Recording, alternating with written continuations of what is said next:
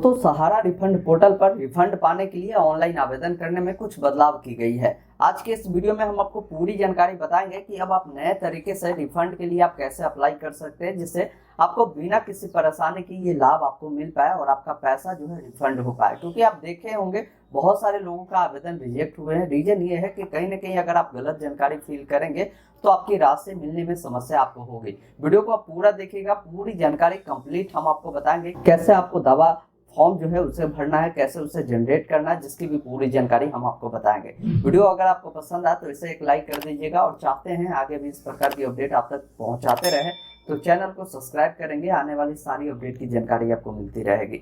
सहारा refund portal से अपना पैसा वापसी के लिए सबसे पहले आपको आना होता है इनके ऑफिशियल वेबसाइट पे। इसका डायरेक्ट लिंक हम वीडियो डिस्क्रिप्शन में भी दे दिए हैं।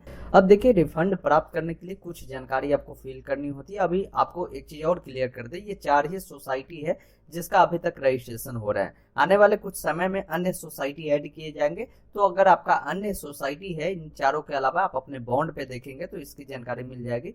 तो आप अभी वेट कर लीजिए, इन 4 सोसाइटी का है तो आप इसके लिए आवेदन कर लीजिए। यहाँ पर आधार का अंतिम 4 अंक आपको पूछा गया तो उसे डालेंगे। आधार से जुड़ा जो भी मोबाइल नंबर है उसे फिल करना है। एक ऑप्शन मिलता है ओटीपी प्राप्त करें, जिस पर क्लिक करना है। अब यहाँ पर एक ओटीपी प्राप्त होगा, उसे डालना है। ओटीपी सत्यापित करे वाले विकल्प पर आपको क्लिक करना है। अब यहाँ पर देखिए यूआईडीआई घोषणा है, जिसमें आपकी पूरी जानकारी आधार कार्ड के अकॉर्डिंग ये उठाती है। यहाँ पर आपको सिंपली कुछ करना है नहीं, आगे वाले विकल्प पर क्लिक करना है। अब यहाँ पर व्यक्तिगत विवरण आपकी आती है, जो डिटेल आपके आधार पे होगा उसके अकॉर्डिंग, जैसे आपका नाम, डेट ऑफ बर्थ, पिता या पति का नाम, साथ ही साथ आपका आधार सीडिंग बैंक जो भी होगा उसकी जानकारी मिलेगी। और यहाँ पर ईमेल आईडी है, अगर आपके पास अवेलेबल है तो जरूर ईमेल आईडी उपलब्ध करें, क्योंकि जो भी अपडेट होगी ईमेल पर आपको मिलती रहेगी।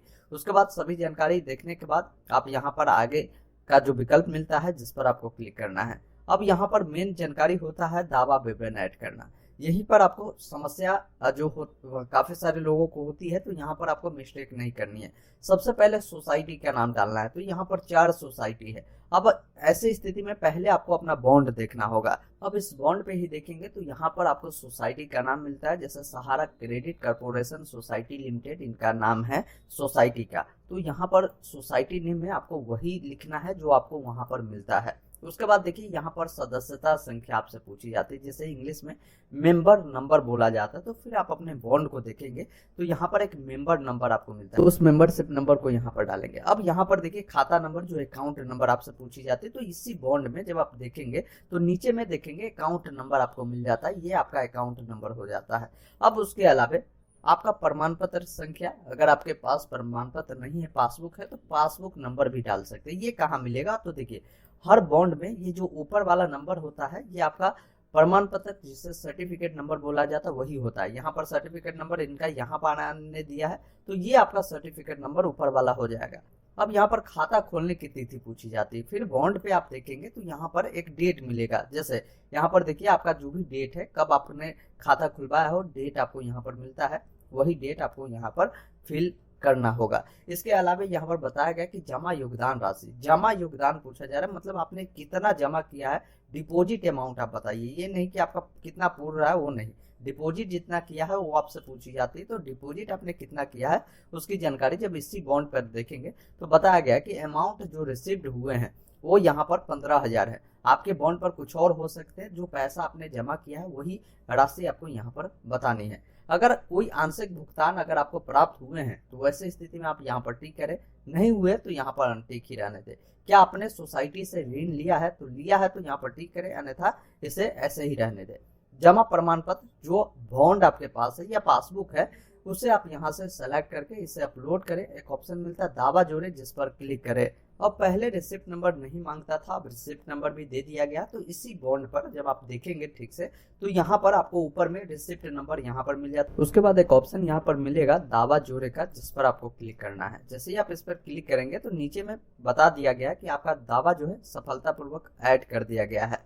लेकिन अब यहाँ पर आप देखेंगे ना, तो पहले क्या होता था कि यहाँ पर रिसिप्ट नंबर हटा दिया गया था, अब इसे रिसिप्ट नंबर को जोड़ दिया गया है। अब यहाँ पर एक डाटा जो है अभी भी मिसमैच है, जो क्या है आपका खाता नंबर, जो आपकी अकाउंट नंबर है वो अब आपसे नहीं मांगी जा रही। तो पता नहीं पोर्टल में क्या हो रहा है कभी रिसिप्ट नंबर को ऑप्शन दे रहा है, कभी खाता नंबर को हटा रहा है, कभी कोई जानकारी यहाँ से हटा रहा है। तो ये अभी जो है आप कह सकते हैं कि पोर्टल में लगातार अपडेट हो रही है। तो ऐसे स्थिति में भी आप फॉर्म अगर आप चाहते हैं भरना तो बिल्कुल भर सकते हैं, लेकिन जो जानकारी आप डालते हैं उस बॉन्ड को जरूर अपलोड करें, क्योंकि अगर जो डाटा यहाँ से नहीं मांग रही है, जैसे यहाँ पर आपके खाता नंबर के नीचे ब्लैंक रहेगा, तो ये खाता नंबर जब आपकी बॉन्ड देखेगी, जब आपकी वेरीफाई करेगी टीम, तो उससे वो मैच कर लेगी। ऐसा नहीं है कि अगर आप वो डिटेल नहीं दे रहा है और बॉन्ड आप नहीं डालेंगे या उसके रिलेवेंट जो भी डॉक्यूमेंट आपके पास है वो नहीं देंगे, तो ये वेरीफाई कैसे करेंगे। तो आपको घबराना नहीं है। अगर मान लीजिए आपको रिसिप्ट नंबर नहीं मांग रहा है या आपके खाता नंबर नहीं मांग रहा है, अगर आप आवेदन दे दिए हैं और बॉन्ड आप सही अपलोड किए, तो बिल्कुल निश्चिंत रहे, क्योंकि सभी डिटेल आपके बॉन्ड से या आपने जो डॉक्यूमेंट अपलोड किया उससे से आपका वेरीफाई होगा। तो इसको लेकर ज्यादा चिंतित आपको नहीं होना है। अन्य बॉन्ड ऐड करना है तो फिर आपके पास अगर अन्य बॉन्ड है तो जो सोसाइटी का बॉन्ड होगा आप उस सोसाइटी को यहाँ से चयन करेंगे, फिर वही सभी डिटेल जो सदस्यता संख्या, मेंबरशिप नंबर है, रिसिप्ट नंबर है, आपकी प्रमाण पत्र संख्या है, कब खाता खुला है वो और कितना राशि आपने जमा किया है, और जो भी आपके बॉन्ड होंगे उससे या जो पासबुक है उसे अपलोड करके फिर दावा जोड़े पर क्लिक करना है। इस प्रकार देखेंगे जितने भी आपके बॉन्ड होंगे वो ऐड होता जाएगा। एक बात ध्यान रखेंगे, अगर आपके पास 10, 20, 50 बॉन्ड है या आपके पास पासबुक है, जितने भी आपने निवेश किया होगा उन सबको एक बार में ही ऐड करना है। ऐसा नहीं कि आपने एक ऐड कर दिया और सबमिट कर दिया फिर बाद में ऐड करेंगे, तो ये संभव नहीं होगा और होगा भी नहीं। तो ऐसे स्थिति में आप एक बार इस चीज को ध्यान रखें, जितने भी बॉन्ड है अपने साथ रखें, जब भी अप्लाई करते हैं तो सबका एक बार ही ऐड करें। अब यहाँ पर आपने जो जानकारी दिया है उससे एक बार मिलान करें, जानकारी सही है तो आप यहाँ पर एक ऑप्शन मिलता है आगे का, जिस पर क्लिक करके आगे बढ़े। कोई डिटेल गलत है तो अभी एडिट या इसे डिलीट कर दोबारा भी आप डाल सकते हैं। उसके बाद जैसे ही आप आगे वाले विकल्प पर क्लिक करेंगे, थोड़ा सा वेट करेंगे, आपके सामने एक दावा अनुरोध जो प्रपत्र है वो जनरेट होता है, जिसके लिए सिंपली इस वाले विकल्प पर आपको क्लिक करना है और आपके सामने ये फॉर्म आएगा जिसे आप यहाँ से डाउनलोड कर लेंगे।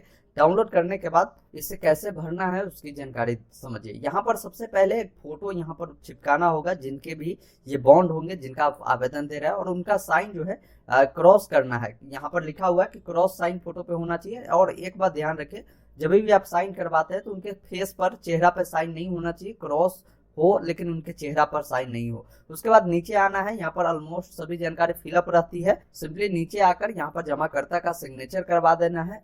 कहाँ से आप इसके लिए आवेदन दे रहे हो वो आपको डालना है, और जमाकर्ता का यहाँ पर जो नाम है यहाँ पर आपको देखने को मिलता है, आपको सिर्फ ऊपर में साइन करवा देना है। और एक चीज ध्यान रखें, जिस दिन आप इस फॉर्म को जनरेट करते हैं वो डेट यहाँ पर मेंशन हो जाती है, उसी डेट को आपको हर हाल में फॉर्म को सबमिट कर देना। जैसे देखिए 3/9/2023 देखने को मिल रहा है, तो 3/9/2023 को ही फॉर्म को सबमिट करना है, इसको अपलोड करना है। अब इसे आगे बढ़ाने के लिए, फॉर्म को अपलोड करने के लिए, इसको पहले आप स्कैन कर लीजिए और उसके बाद क्या करेंगे, पुनः अगर आप लॉग आउट हो जाते हैं तो लॉग इन कर लीजिएगा। यहाँ तक आपकी डिटेल सेव रहेगी। आप यहाँ पर आगे वाले विकल्प पर आपको क्लिक करना है और जो भी फॉर्म अभी आपने देखा होगा उस फॉर्म को यहाँ से सेलेक्ट करेंगे और यहाँ से इसको अपलोड आप करेंगे।